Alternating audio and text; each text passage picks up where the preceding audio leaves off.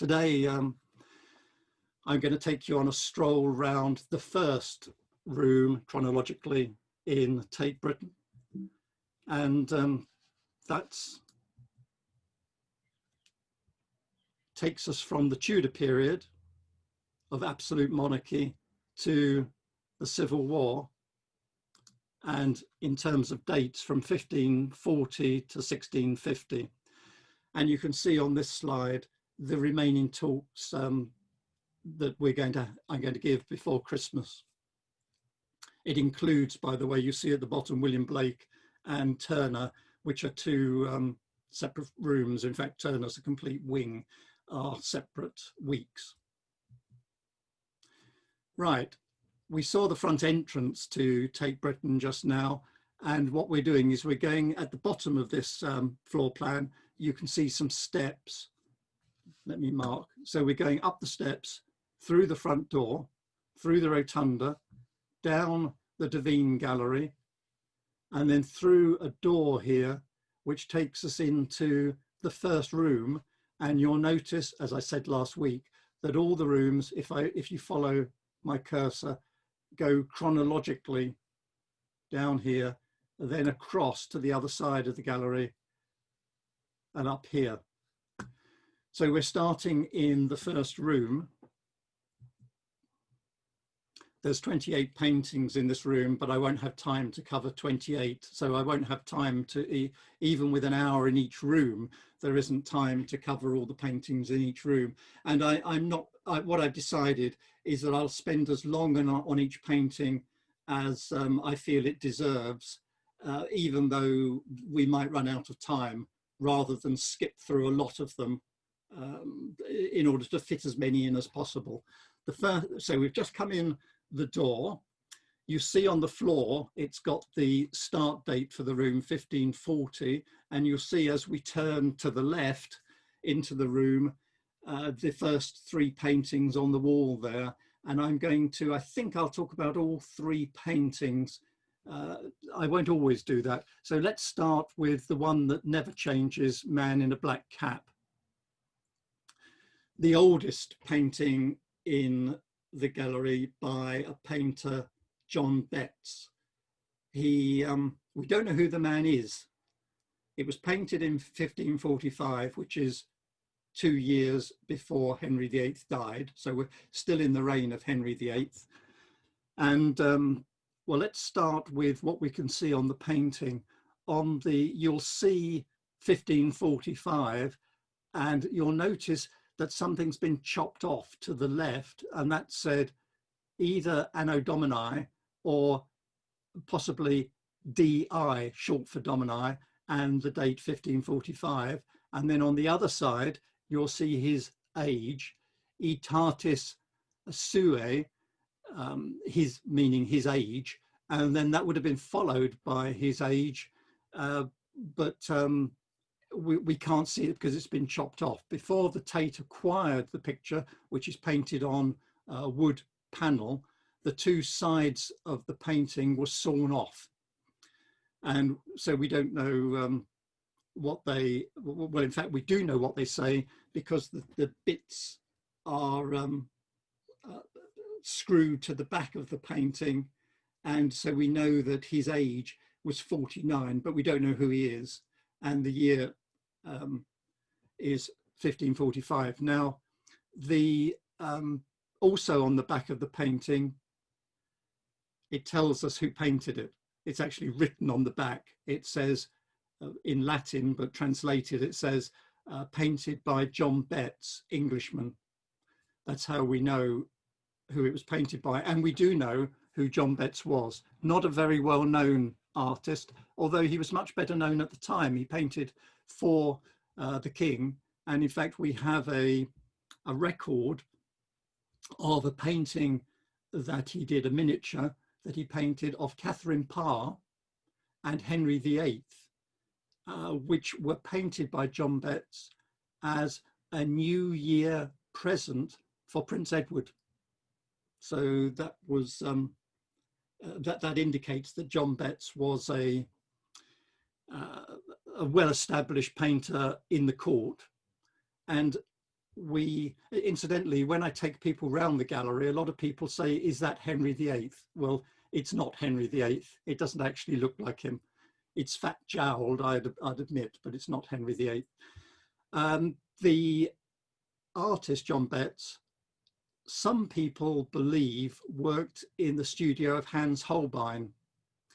Hans Holbein the Younger, the famous painter that came over to England. The reason we think that is because, well, one of the reasons is the style, but the other reason it's more unique is that the priming, the undercoat, is pink, and Holbein used pink priming, and it's very unusual. In fact, I think this is John Betts is the only artist who uses pink priming like Holbein. So that it's not proof, but it's some evidence that he worked in the studio and was trained by Hans Holbein. His style is a bit different. I'll show you a Holbein painting in a moment. But first of all, I just wanted to point out the background, which is this motley brown. Originally, it was blue. Now, let me explain. The expensive and lasting blue that artists would use was ultramarine, came from the stone came from Afghanistan. So it was very expensive. In fact, weight for weight, more expensive than gold. So it was, its use was limited depending how much somebody wanted to pay for the painting. But about this time, a few years before, they had found that glass mixed with cobalt oxide that was blue cobalt glass. When the hot glass was poured into cold water, it shattered, and then when it was ground up, it retained the blue, unlike a lot of colors, unless you ground it too finely, in which case it just went gray. So there was an art in grinding it the right amount, and it was thought at the time to be a stable blue and was cheap. And so a lot of artists started to use this cobalt glass, which is called smalt, S-M-A-L-T. Unfortunately, over a few hundred years, it goes brown, or in fact, to be more accurate, if the concentration of potassium in the glass is too low, it goes brown. So you will see some paintings which were painted in smalt, which are still blue. But this one, the potassium element was too low and it's gone brown. So let me show you a Holbein for comparison purposes. And this one used ultramarine. This is Sir Thomas Guilford, much wealthier. So we assume that the man in a black cap was maybe a merchant and couldn't afford ultramarine, possibly. But also notice the fur. So you'll see that you can see it's sort of, you see the paint strokes, it's more painterly, and on the John Betts, but on the Holbein, well, I don't know what else to say other than it looks like fur. Also notice on the John Betts, the beard is, you can see these sort of little wiggly lines in the beard as a sort of imitation of hair, but it doesn't really look like a beard close up. But you can see the similarity between the two paintings, and that when I said just now that John Betts worked in the studio of Hans Holbein on stylistic grounds, you can see what I mean. Stylistically, they're similar. I think I'll carry on at that point. His son, John Betts the Younger, was a famous artist as well, who painted in the reign of Elizabeth and James I. And so the Betts were painters all the way through the Tudor period up into the beginning of the Stuart period. So they were well known at the time. Let's go back to the room. Oh, let's take this fellow. I think the first thing I wanted to say about him is to ask you a rhetorical question. Does this, look at his face, does he look as though he would go to any lengths to get what he wanted? Well, it's an unanswerable question in a way, but it's to do with who the person might be. You can see it says portrait of a gentleman, probably of the West family. Now, I can pick up on that by enlarging, sorry for the bit of grain, but what I've done is I've enlarged his hand to show you the ring, and you can see it more accurately on the painting, but the ring is the emblem, the shield of the West family, described as argent, arthès, doncete, sable. In other words, it's a silver or white shield with a bar across that is zigzagged and black, and that means, because he's wearing the ring, that he's a member of the West family. So which West is he? Well, we think it was painted, and let me explain why. First of all, and this is an interesting exercise if we don't have a date on the painting, how do we date it? First of all, we look at the pigments, and they suggest it was painted in the 16th century. Well, that doesn't narrow it down much. Then we look at his clothes. They were fashionable in the 1550s. Sometimes an artist will paint clothes of an earlier generation, but in this case, we think it's the 1550s. The other hint is the design of the sword hilt, which was also a fashionable item, and that dates it from 1540 to 1560.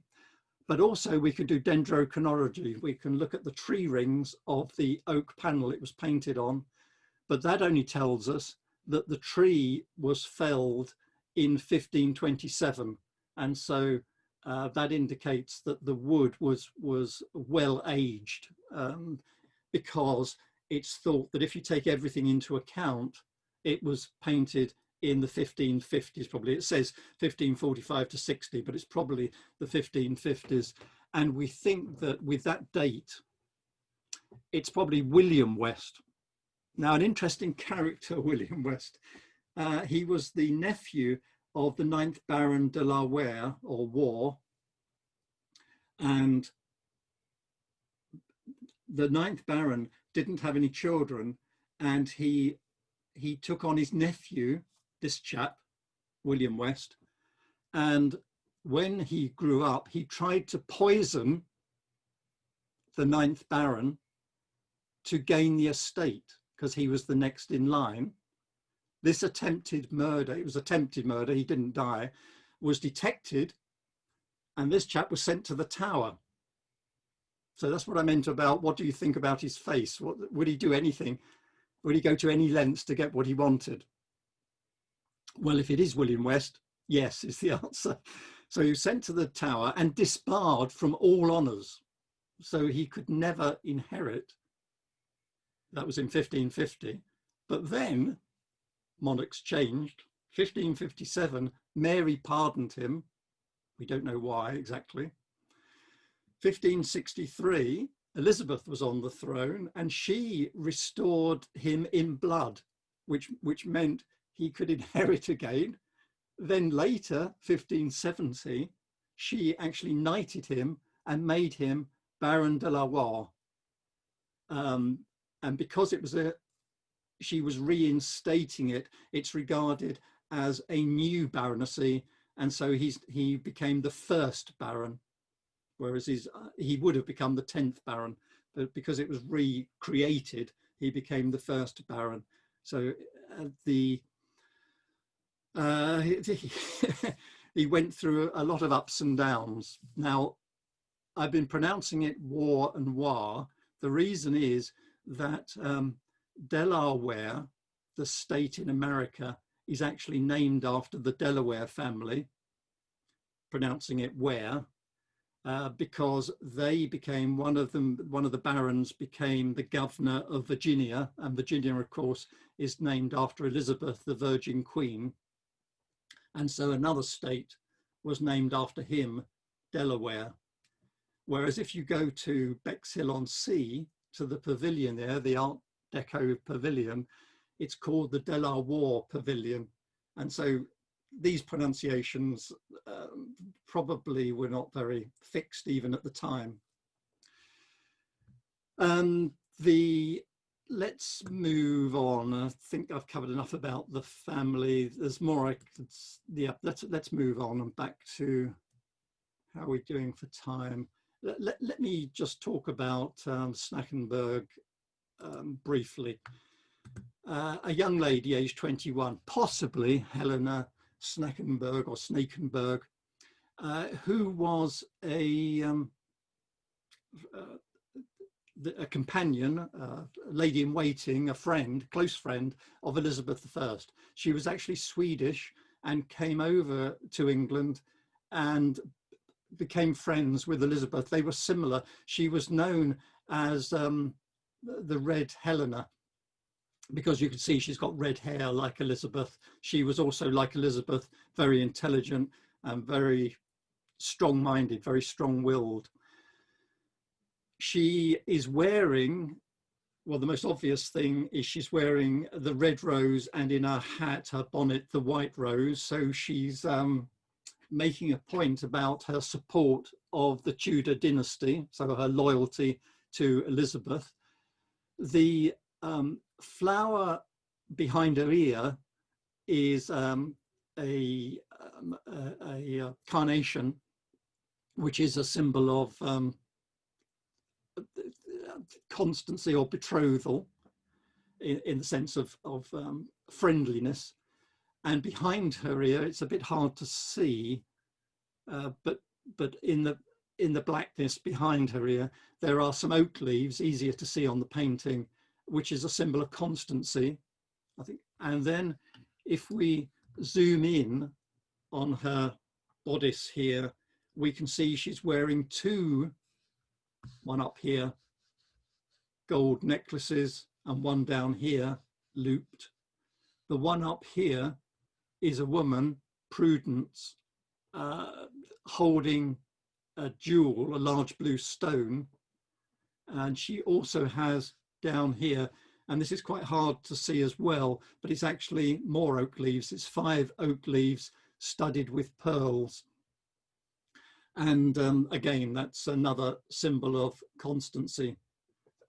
Incidentally, it might be the right time to say that in the Tudor period, the art wasn't highly rated as it was in Renaissance Italy.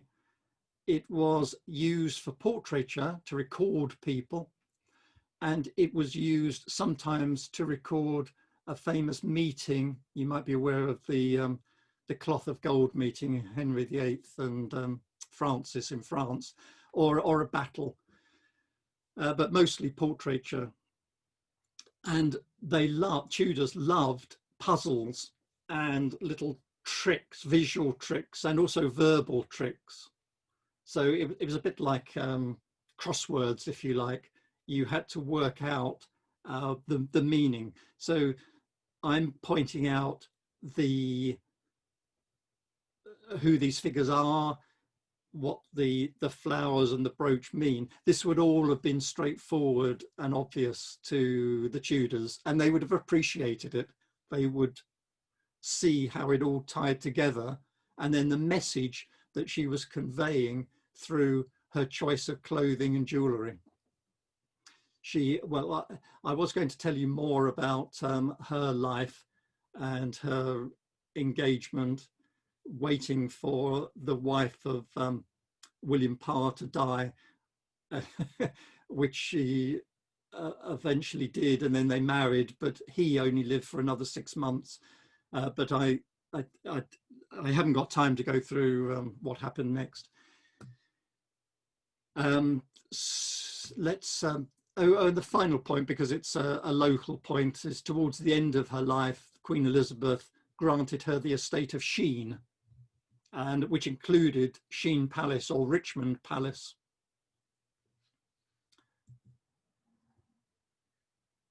Let's go back again.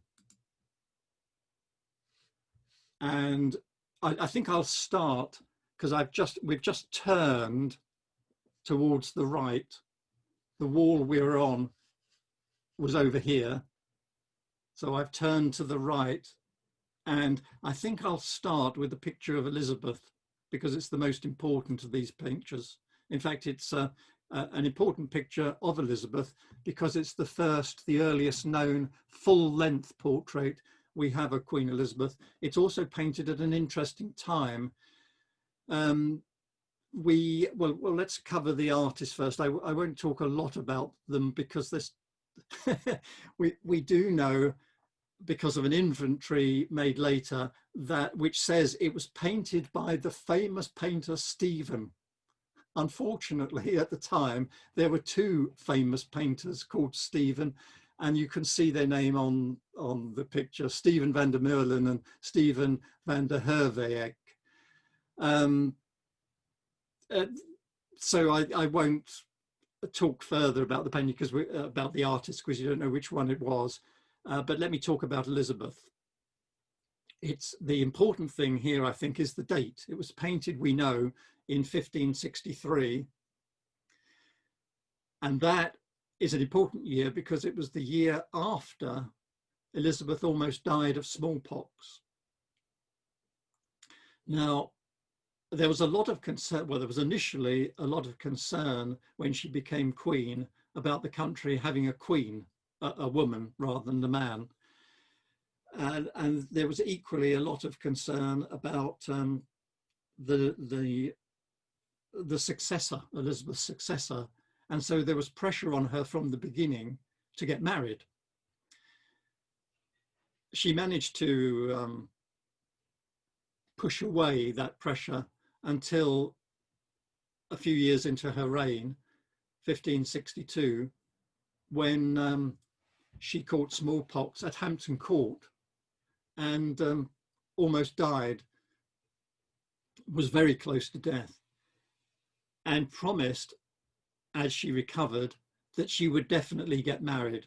She promised Parliament and the other nobility who were desperate to be clear about who was going to become monarch after her. And so what this was painted as a propaganda message. So where's the propaganda? Well, look at the flower in her hand. It's a carnation, which was seen before, but in this case, the carnation, in fact, it's got mixed messages because sometimes the carnation means the Virgin Mary. And so it's a subtle hint, but it also means, in a contradictory sense, it also was the symbol of betrothal and marriage. So she's holding it to indicate she's willing to get married.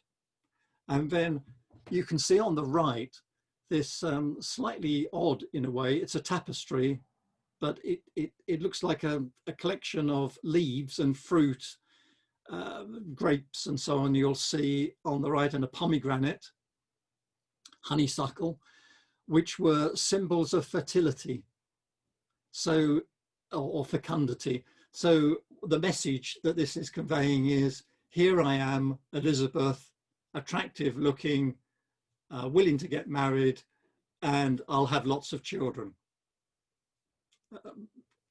To put it in a nutshell, if you like. The other thing about this painting that's of interest is the white face, the flat face. And I'd like to, because we'll see a lot of these flattened faces, I'd like to talk briefly about the reason. Well, one reason people have given is she wore a lot of white makeup because it was fashionable. Another reason is she wore a particularly large amount of white makeup because she had smallpox scars from smallpox the year before, However, there's a portrait, not a full length, there's a portrait of Elizabeth before she caught smallpox, where she also has a white face. The reason that I like is that she thought it was fashionable, and I'll just give you the reason why I think that. There's an artist, not one of these Stevens, Nicholas Hilliard, famous miniature painter who painted Elizabeth and talked to Elizabeth and wrote a book afterwards called Art of Limning, which is the art of miniature painting. It was called Limning, in which he describes an interview he had with Elizabeth. And I can quote you from the book. Her Majesty noted the great difference of shadowing in various works that they were looking at, and the diversity of drawers of sundry nations. And she pointed out that the Italians, who had the name to be the cunningest and to draw best, shadowed not, which of course is wrong. But I imagine no one liked to point out to Elizabeth that she was wrong. And what then happened is they agreed that she would, because Hilliard painted from life, or at least sketched from life, they agreed to go out into the garden and not sit in the shadow of a tree. So, but I mean, if the sun was out, there'd be strong shadows on her face. But anyway, leaving that aside, he painted her with the conventional flat face that's used throughout the Elizabethan period because it was fashionable. So I wonder, an interesting theory, whether it's because it was fashionable because there was a lot of white makeup used, which was fashionable, but also because Elizabeth thought that good artists, the cunningest and those that draw best, don't use shadows in the painting. So it was fashionable and also the right way to paint. And if no one was going to tell her she was wrong, then I guess that's the way artists painted her and other nobility at the court. Bit of an aside, but it's in order to give you a bit more information about artists of the period and the way they were regarded. And it was very unusual for an artist to note down a conversation, particularly with the monarch. So a candidate for marriage. The gold, by the way, is a demonstration, and this is another potentially long conversation, but it's a demonstration of magnificence, which is a concept that went back to the Middle Ages, where it was regarded as right and proper that wealthy people spent money, obviously bling, if you like, that if you were wealthy, you had to display your wealth, otherwise you were letting everyone down. It goes right back to a time when gold plate would be displayed on a display platform, like a big sideboard, simply in order to display the wealth of the person who owned it. And that made the person, the serfs, if you like, or the people that worked there and the people that reported to him, the knights, feel that they were working for someone that was a suitable person to work for, a wealthy person who displayed his wealth. So magnificence isn't just showing how magnificent you are, it's a blatant display of wealth, which was considered a virtue, the right thing to do. And so this gold background with the royal arms is showing this gold tapestry is displaying her wealth, her magnificence, and therefore the wealth of the country, and therefore attracting potential suitors. I thought it was worth spending, let me go back to the room first. I thought it was worth spending a little bit longer on that painting because it's an important painting. Maybe I'll look at this one's got an interesting feature to it in that we don't know who it is, but there's some, we can talk through who it might be, which is in itself interesting. It's by, let's talk about the artist first. At the beginning of the Tudor period, as I said, there were a few portraits, not many, a few battle scenes. Before the Tudor period, there was very little painting, other than the painting of coaches and furniture and banners, which incidentally was the main job of a royal artist. They spent most of their time painting furniture and banners and other things rather than these panel paintings. So in England, painting wasn't very highly regarded, but it was important in a way. There was a sergeant painter to the monarch, and became more important during the Tudor period as it became increasingly recognized as important to record likenesses, really. But the artists still weren't that important. That they became important in the Stuart period, which we'll see later.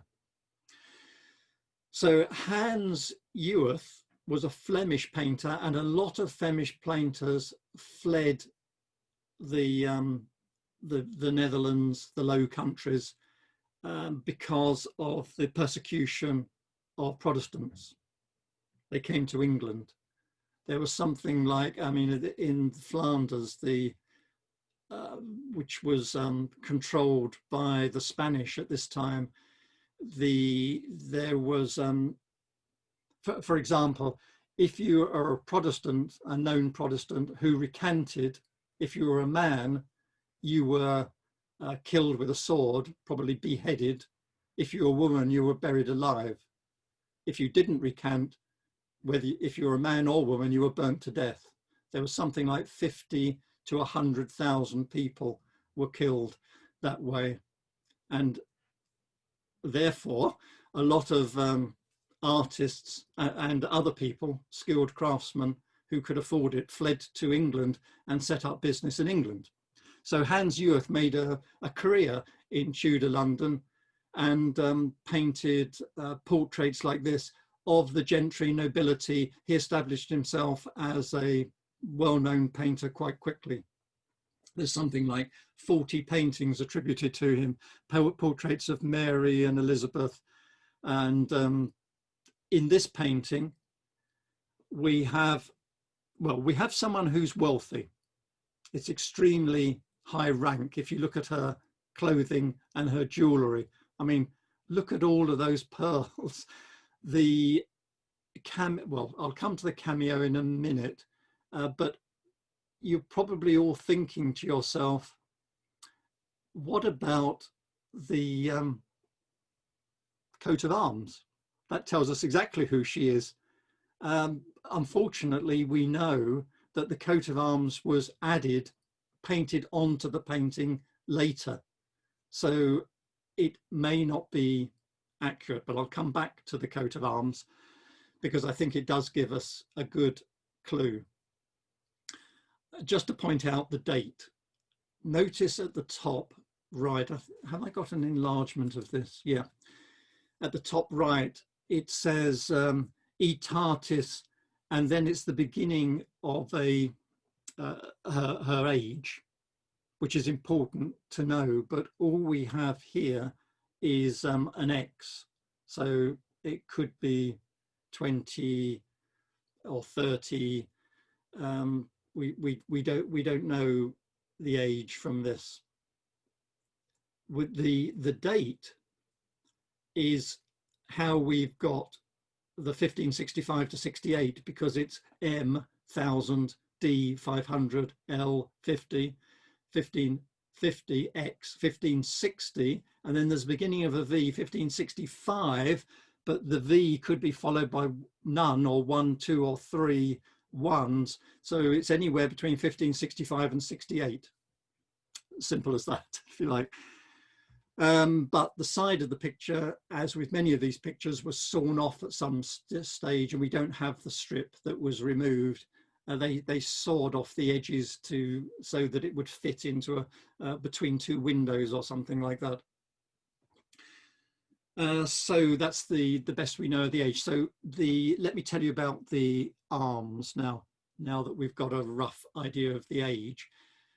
The arms are those of Eleanor Brandon. I don't know whether you've heard of Eleanor Brandon, but she was in line to the throne.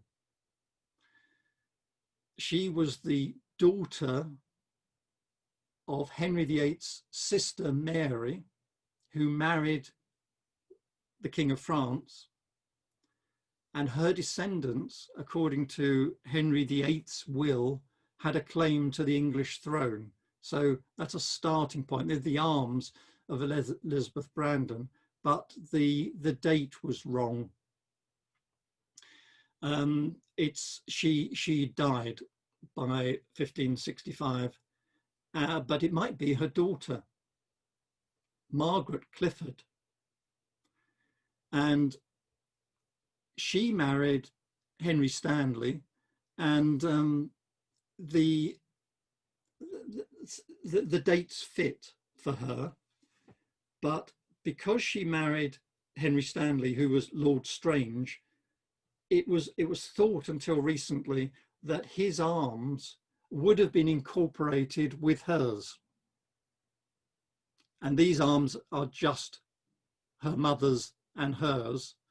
But recently it's been found out from other paintings that in the 16th and 17th century, it was sometimes acceptable for a married woman to show her maiden coat of arms surrounded by a helmet and crest. So it could be Margaret Clifford. She was in line to become, Margaret Clifford was in Henry VIII's will and in line to become Queen of England after Elizabeth. In the end, she died in 1596. What's that, 7 years before Elizabeth died. She had an interesting life. She was imprisoned for sorcery by Elizabeth, but she said that it wasn't her, it was her doctor who was the sorcerer. Her doctor was executed. No charges were brought against her. She was kept in the tower and then later released. She was, well,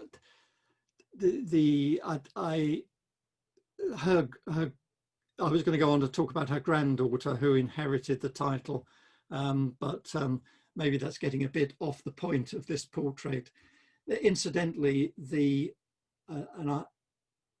a date, another note on the date from the fashion, these open, I don't know what you call them, balloon shoulders were a short-lived fashion of the late 1560s. So there are other ways that the date 1565 to 68 can be reinforced.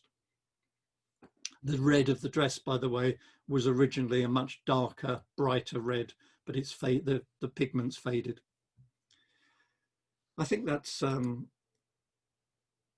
enough. I think I'll move on, turning to our right. Oh yeah, let's talk about her. She's Lady Tanfield's an interesting character. It was originally called Portrait of a Lady in a Mask Dress, and now thought to be Elizabeth Tanfield. She's standing, she's standing beneath a peach tree. She has a column behind her and a very unusual dress. This is not a fashionable dress of the period. By the way, we've jumped on a bit. We've now moved into the Stuart period where masks became very fashionable. Let me tell you what a mask is. It's a mixture of verse, song, mime, and elaborate scenery. And one of the main designers of the scenery was Inigo Jones. So it was a spectacle, but it was nearly all the masks were designed to celebrate and praise the monarch. They were all indirect praise. For example, the first mask we know of in the reign of James I, James VI of Scotland, was called the Mask of Blackness, where it wasn't played by actors, it was played by nobility. And in James's time, the Queen Anne of Denmark loved masks, and she performed in the masks. So it wasn't just nobility, it included the Queen, which she blacked up for the Mask of Blackness. And the theme of it was that a group of women came from Ethiopia hearing about the wonders of, like, the Sun King, not the French Sun King, but the wonders of a king who came from a country that ended Anya, Britannia, and they go across the world searching for this wondrous king, and then it ends with praise of the king. That's typical of what the masks were like: song, dance, moving scenery. And so, coming back to this painting, she's wearing the sort of dress they would wear in a mask. We don't know which of the two masks in 1615 this was designed for. The mask dress were extremely expensive, in some cases £1,000 then for the costume they wore. It's unusual in that it might not be obvious, but it's unusually short. They didn't wear dresses that short. It's unusual in that they didn't have their hair free at this time, so her hair is falling loosely. She's representing a character, and she's also this veil that she has over her head was called an Irish mantle, and that wasn't fashionable either. So these are all indicate the character, and we don't know which character, the character she was playing in the mask. The woman herself, I was going to tell you a bit more about her, and it's worth telling you about her. She was a translator, writer of letters, poet, dramatist, and as well as being a Viscountess Falkland. She was a precocious child. She spent her whole day reading. In 5 months, she was at the age of 6, she was taught to speak fluent French in 5 months. And then she said she didn't need a tutor, and she learned to speak Spanish, Italian, Latin, and Hebrew, just reading books without a teacher. Her father was a lawyer, not nobility. Her mother was a much higher social status, and she said, Elizabeth Tanfield said, her mother was never kind to her. For example, to speak to her mother, she had to kneel in front of her mother to speak to her.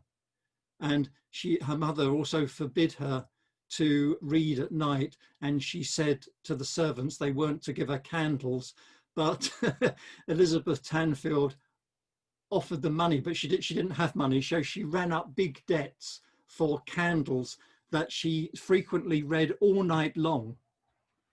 When she was married, when she was 15, she married Sir Henry Carey, and then his mother, her mother-in-law, forbid her to read. So she started to write poetry, and at the time she was a famous poet, although unfortunately most of her poems have been destroyed, and there's just a few poems and plays remaining. So she struggled to become, to do what she wanted, to become independent. Her husband then moved to Ireland. He became Lord Deputy of Ireland, and she went with him.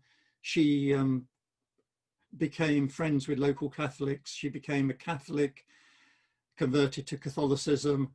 Her father disinherited her. Her husband tried to divorce her.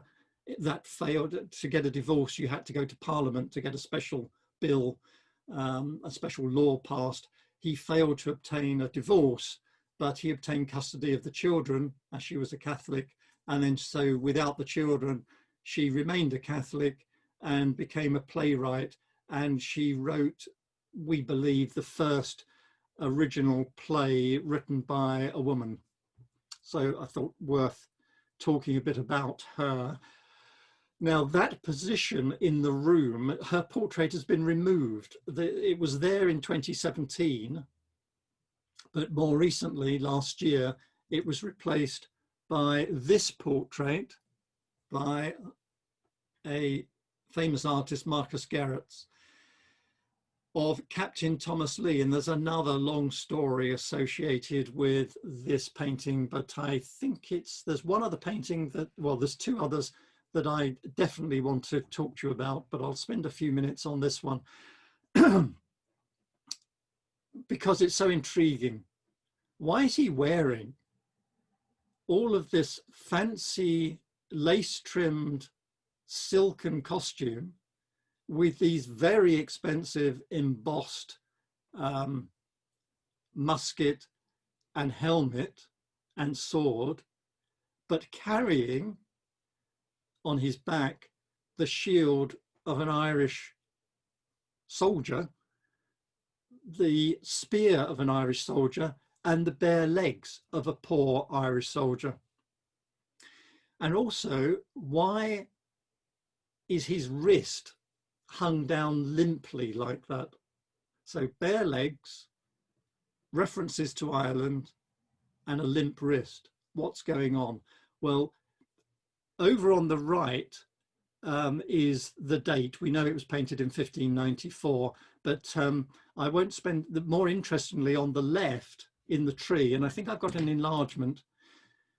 It says Facere a Party 40, which would have been known at the time. I said that they were very well educated in classical texts. They would have known this was from Livy's History of Rome, and it refers, well, in translation, it means, well, I won't give you the literal translation. The loose translation means both to act and suffer with fortitude is a Roman's part, referring to a particular story in Livy, describing part of the history of Rome, when a Roman called Gaius Mucius Scaevola dressed as the enemy in order to spy on their camp, but he was caught. They prepared burning coals to torture him, but what he did is he just walked up to the burning coals and thrust his hand in, and it says, Livy says, that he showed no signs of pain. And the king, the enemy king, they were Etruscan king, this proved to him that Romans couldn't be intimidated. He asked him to remove his hand. They didn't kill him, and they didn't attack Rome. So he achieved his end. So how does that relate to what's going on here? Step back a bit. Let me get rid of that. Step back a bit. Captain Lee, well, he injured his hand, by the way, and is showing the scar when his house burnt down and he lost a lot of property in Ireland. So he injured his hand in a fire in Ireland. What was he doing in Ireland? He was sent to Ireland as a soldier by Elizabeth to command a unit in Ireland. But he made friends. In fact, he was a childhood friend of one of the Irish warlords, the Earl of Tyrone, and he decided on his own initiative, that he would try to make peace with the Irish, and that failed. They reached part agreement, but then it all broke down. So when he came back, because he didn't do that under instruction, he disobeyed Elizabeth because he was sent to fight. he was in danger of being accused or tried, and he would have been found guilty of treason and executed, no question. So this painting by Marcus Gerrits is a clever attempt to save his life. Now, the other fact, Lee is a famous name in that Sir Henry Lee, his uncle, was the champion, the official champion for Queen Elizabeth. In other words, when there was a tournament, Sir Henry Lee would fight in the tournament as the Queen's champion. He was also the first patron of Marcus Gerrits when he came to England. So we think that all of this clever symbolism and references was probably the work of Marcus Gerrits working with Henry Lee. And of course, Elizabeth knew his uncle was Henry Lee, and she let him off. She didn't execute him. Now, that wasn't the end of his problems. When he was in Ireland, his patron, the more senior figure that was sent to Ireland by Elizabeth, was Robert Devereux, the Earl of Essex. And to cut a long story short, you know that he was the Queen's favourite, but that later he was he had a very poorly fought campaign in Ireland. He was placed under house arrest. He led an abortive coup, like a coup d'etat, and was executed for treason. And then while he was imprisoned, this chap, Captain Lee, suggested to somebody else that wouldn't it be a good idea if we confined Elizabeth to her rooms until she signed an order to free his friend, the Earl of Essex. The chap he told immediately, that was treason, immediately told someone. He was arrested the same day, tried the same day, and executed the next day. Let's move on. I think, in fact, I'll go back to the room and look at some of the paintings at the end, but let me move on to what we're doing for time.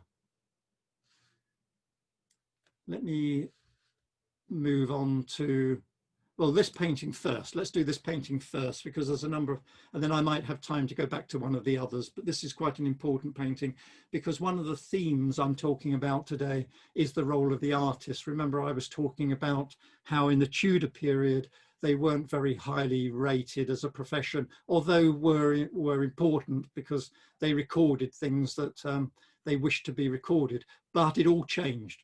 Now, remember last week, I talked a bit about collecting before we started talking about Henry Tate and the history of the Tate itself.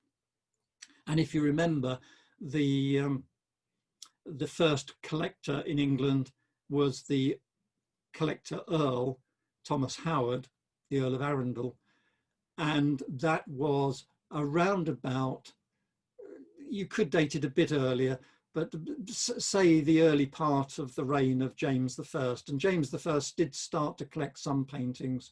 So around about 1610 to 1615, collecting started to be something that wealthy people, aristocracy, started to take notice in, and the Italians and the Dutch were seen to be leading painters. That's a bit of background there. So who's Nathaniel Bacon? Well, you'll notice it says at the bottom, Sir Nathaniel Bacon. He was nobility. He was lesser nobility, perhaps. He was the 9th son of Nicholas Bacon, who was the premier baronet of England, but he was the 9th son. And therefore he was wealthy and he didn't need to paint, but wealthy people often had hobbies. And one of the fashionable hobbies at this time believe it or not, was horticulture. And because horticulture required a lot of wealth, because you needed a lot of gardeners. And if you can see in the background of this picture, there's a dung heap with two people behind it, two of the probably 100 or 200 gardeners he might have, to force on the dung was used, the heat was used to force early plants and to make them large. And then it was a competition between the nobility as to who could grow the most exotic items, the largest and the earliest. So Nathaniel Bacon combined painting with gardening, which is what he's doing in this painting. Now, painting was nobody of nobility painted. He was the first. And that, in a way, set the tone. This was a time, remember, when 1620, 25, when collecting was starting to become, and price of paintings was going up and up and up. If you wanted to buy a Titian, you might have to spend £500 or £1,000, rather than previously, if you wanted a portrait, it might cost you £5. So it was starting to become an important, something that the wealthy people did and respected, and they became connoisseurs, and they looked for, they knew what to look for in paintings. Nevertheless, a son of a baronet painting professionally was extremely unusual, and he painted all of his life. He had it, I won't read it now, but there's an epigram on his tombstone which says that Nathaniel Bacon, Knight of the Bath, knew about the history of plants, and nature alone taught him through his experiments with the brush to conquer nature by art.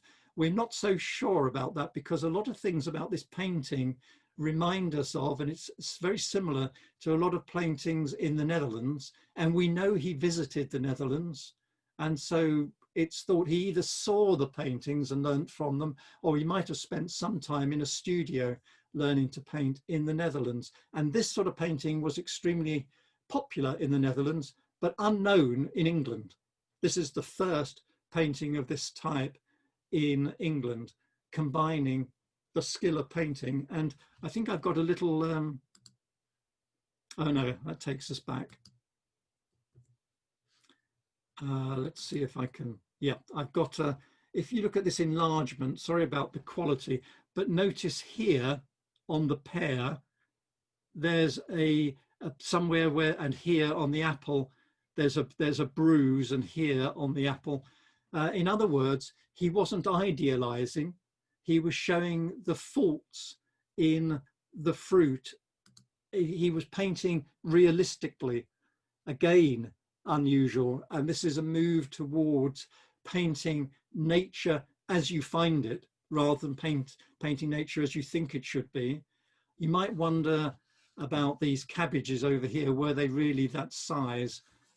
Yes, they did grow them to that size. Oh, maybe on a final note, I can't leave without perhaps mentioning the woman's bosom. I think there's a lot of reasons been put forward as to why she's put in the center of the picture in this way. I think the most likely is probably as it's amusing in a way, but also remember, it's the fashion at the time. Even wealthy people had very low cut dresses.